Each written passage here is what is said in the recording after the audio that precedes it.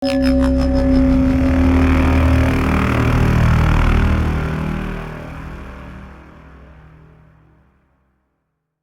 are looking for Jason this month. All through the way of every Friday, we are celebrating 45 years of Friday the 13th by picking one of the Friday the 13th Jason movies, and we're going to be discussing them.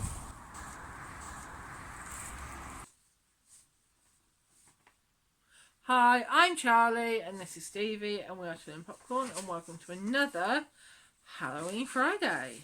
So throughout October, we're celebrating 45 years of a night other. Friday the 13th. We're looking at a different Friday the 13th movie. I'm going to do, so this week we are doing a remake. The remake, reimagining, whatever you want to call this. And because this came out in 2000, this came out, of course, because it's got the supernatural thing, but if you, Jared Padalecki. But here's what the interesting thing is: this came out in 2009. Now in 2010, Freddy came back. So what I'm going to do is we're going to have a little bit of a thing here. So we've got Friday the 13th and A Nightmare on Elm Street. Both came out within a year of each other remakes. One I'm happy to have in my collection. The other one I'm happy to serve. Just got to serve if I ever want to watch it. Which is Nightmare on Elm Street. So Friday the 13th, 2009, directed by Marcus and Dispel. Writers Victor Miller, Damien Shannon, Mark Swift, did on a budget of $19 million and made a worldwide gross of $91 million. It should have had a sequel. I'm saying it now. Yeah. And so that's that. I'm going to go to a little bit of trivia from IMDb. We always do these sort of things. Yeah. First off, Derek Mears, who plays Jason in the movie, played Swamp Thing in the 2019 TV series and the classic Predator in Predators from 2010. And both films, I do like Predators and the Swamp Thing TV series. Yeah, Victor Miller, the screenwriter of the original Friday the 13th, said the script was written in such a way it could be deemed as a sequel as opposed to a remake, because that meant they could pay him less if the movie qualified as a sequel. This explains why the plot of the film is more of an amalgamation of the first 4 films as opposed to a retelling of the original film. Miller took legal action because he felt the script they showed him was more of a remake, but the story he came up with was condensed with a few minutes to the film. He lost the battle and was paid less. He was surprised later to see the film advertised as a remake. On hiatus from their shows, Jared Padalecki and his Supernatural co-star Jensen Ackles starred in 2 remakes of 80s slasher films. Jared doing Friday the 13th and Jensen doing My Bloody Valentine. Check out the Bad Movie Monday. Yeah, a little plug for us here. Jared also starred in the 2005 remake of House of Wax. He did again. Check out the Bad Movie Monday for that one.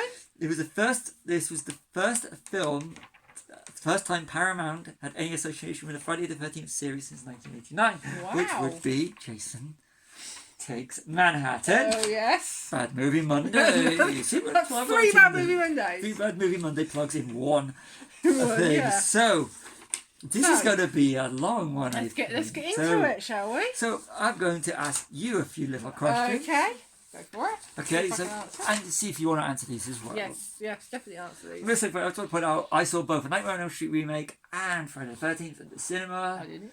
And I sat through one of them going, this is what I want to watch as a movie. And the other one thinking, what the hell am I watching? Why have I wanting to walk out of the cinema right now? Can this get any better? Okay. Which one did I want to walk out of? Friday? No. No, I didn't mean that. I didn't mean that. I meant Nightmare. Yes. I actually meant Nightmare. I did not mean. Spoilers. You know you're in a dream as soon as the credits are finished rolling. Yeah. And so that's on Nightmare. Friday the 13th. You have to wait a while for them to say Friday the 13th. They did a similar thing with Nightmare. Yeah. But Friday the 13th, I was sitting in the cinema going, this is some real good Friday. Anyway, you can ask me some questions. Ooh, which one do you prefer? Okay, answer if you want under the comments. And Charlie will answer. I will answer. Which do you prefer, the Nightmare on Elm Street or the Friday the 13th remake? Friday. So yeah, I would say this is the real Freddy versus Jason. Definitely. Not that one that they released in around 2006, I think it was. Yeah. Which was terrible. Yes, I saw this one in cinema and loved it. Yeah. They also did remake Rob Zombie's Halloween. We've only watched it once, but I actually kind of enjoyed that. Watch that one again. Yeah, I like Rob Zombie's Halloween. I actually enjoyed it. I don't remember it very well because but I remember enjoying it. That's good enough for me. Yeah. When did you watch this film for the first time? Oh God. Was it one of those you saw we didn't see it with me? Yeah, it's a couple of years ago. I think this was the first one we watched of the. I wanted you to watch it. Friday. I wanted you to watch it. It's kind of fun. I wanted to watch it because it was it 2020 or 2021? It was after I'd watched Supernatural. Yeah. I started watching Supernatural during COVID. Yeah. So, yeah, it was it was around that time because I kept thinking when I was watching it. If you've watched Supernatural, you'll know this reference. Salt and burn the body. Yeah. I kept thinking it's all you gotta do. No, here's the thing, right? It's like okay. I wrote some notes down here, and I kind of feel right now. Any more questions? Yeah. Okay. Derek made. Okay, got Kane Hodder to me is the definitive Jason. Yeah, definitely. Yeah. And it's better than the Jasons in some of the as far as the Freddy vs Jason. That's not Jason. No, it's not Jason. It's not Jason. But Derek Mays does do a good version of Jason. He does. Yeah. I'm always going to be Cocaine Hodder because I think definitely. 7, 8, and 9 and X are great. Yeah. Could you call this a Friday the 13th parts 1 to 3? It is. It's really. You've answered your own question. The original timeline. So yeah. What did you think of? Sorry, Jason is. I'm going to go on to this one. Jason is a survivalist, which I think is fantastic. Yeah. That's really good. Yeah. Okay, I've got one for you. We did notes of all these things. I don't. So we'll do it as a commentary, sort of like things. Yeah. Why do you think this film worked and The Nightmare on Elm Street didn't? I think I don't really know, but I know Nightmare had a lot of I can't really say why on camera, but it was the whole idea of Freddy doing what he was doing. It's not. It doesn't work today. It doesn't work. I do know why. I worked out. You know where I'm coming from. Yes, I do. Yeah. If you know, you know. Nightmare on Elm Street was a product of his times, and you can not exactly recreate it unless there is a way of recreating a Nightmare on Elm Street. Yeah. And bringing it back and making the character still being terrifying. Yeah. And all the answers lie in the Nightmare on Elm Street, Wes Craven's New Nightmare or the Nightmare on Elm Street. Yeah. You change the character enough, but it's still the same. Yeah, definitely. And it still works. And it works. So if you to use, if they were to use that's how you make the character work. Yeah. Right? I don't think the character of Freddy Krueger can work today. No. In its original incarnation. Well, Jason can. You would need to change it. Too much. Significantly for it to work. But Wes Craven's one does work. So I think Nightmare on Elm Street was always doomed to start. Always doomed to fail. Even though if you look at they didn't try and reinvent the wheel with this. They didn't try and put any. I know they turned Jason into a survivalist. Do you think Jason as a survivalist actually works? Yes, I think it does. Because it shows you where he's hiding. It shows you how he's surviving, and he's not just popping up every now and then. It shows you that he is actually living. Yeah. It gives a sort of humanity to him, really. He saw his mother being decapitated. Yeah. And that's where it kind of it spiraled from there, didn't it? Yeah, and you got that. He's living in his childhood home, isn't he? Yeah, and then around the camp. Yeah. Around the camp. So yeah. And I like the way I like how they condensed the past into black and white, and then in the present day goes straight to colour. Yeah, but it works. Yeah, and it does, and they put a lot of thought into it. Whereas the original, you just know in the dream because of the green and blue colour palette. Yeah. You have to wait 22 minutes for the. Then you go from that to the black and white to colour to present day, and you go. Yeah. Then you have to wait. Then you get this story about the original Lord to get killed in this timeline. Then 6 weeks later, before Jared Padalecki, you have to wait 24 minutes before he comes in. Yes, you do. But looking for his sister Whitney, so they changed that element. So they do the character building, so you've got these characters you think are going to be the ones you see. It's also been sort of updated because in the first group that get killed, they've got GPS. Yeah. And, it was before everyone had a mobile phone. Yeah. But you still had things like GPS. Yeah. So it has been updated in that respect. And then if you got these characters you introduced with Whitney and her friends, and you think these are the ones you're going to follow, then you do a swerve in the first 22 minutes. Yeah. So then you find out it's Jared Padalecki in a second set of group, which I think is very brilliant, which you could also argue is very much like like they do with Psycho. Yeah. And with Dusk Till Dawn, sort of, to a lesser sort of extent. like You're following the characters. Then you go, oh my god, we're not following these characters. We're actually going to be following a different set of characters. Yeah. We just killed these off. Yeah. I think it works brilliantly. All but one. Yeah. And then it works. And the fact that you actually care at the end for when they kill off the girl that's helping him. Helping I her, can't yeah. remember who it is. I actually wrote her name down here. Sorry, I got Jason kills. Should have wrote better notes on these. Should have. Yeah, he's here. Yes, Jenna. Jenna. I said Jenna. Yeah, it was Jenna. Jenna, Clay and Jenna visit Crystal. Yeah, when he cut off Jenna at the end. Yeah. Sorry, we do have a spoiler, Cherry. If you haven't watched it, it's your fault on views. Yeah, so you have a very highly intelligent Jason. Yes. Do you think the whole thing, I mean, they set it up at the start that Whitney looks like Pamela Voorhees, and it plays out throughout the whole film. It does. Yeah. Did you think that Jason kidnapping Whitney because she looks like his mother, do you think that plot element worked? I think he does. Because the final girl from the second movie does something similar, dresses up as She does. Yeah, she dresses up, doesn't she? So yeah, but I think. Yeah, but I think this one works more because she just dresses up and her hair's different. So, yeah. Yeah. So Pamela dressing up as Pamela, and Jason projecting. Yeah.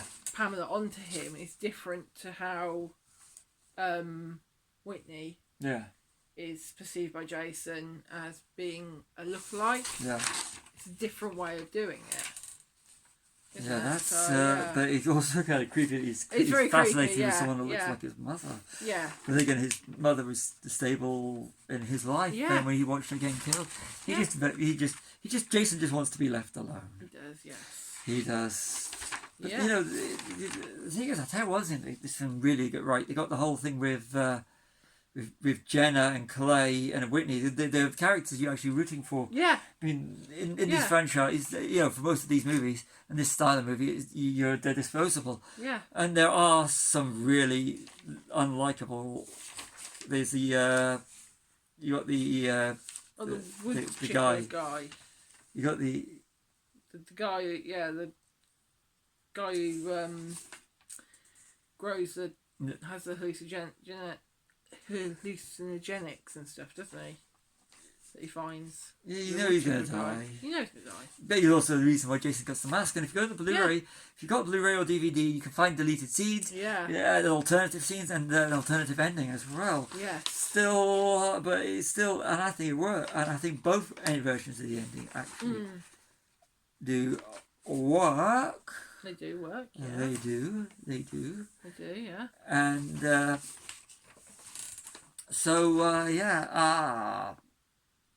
anything else? So yeah, no, I really did enjoy this. Yeah. I saw this at cinema. I didn't, but okay. Yeah, I did, and I really would. You come to see a sequel if they made a sequel? Yes, I would have done. Yeah.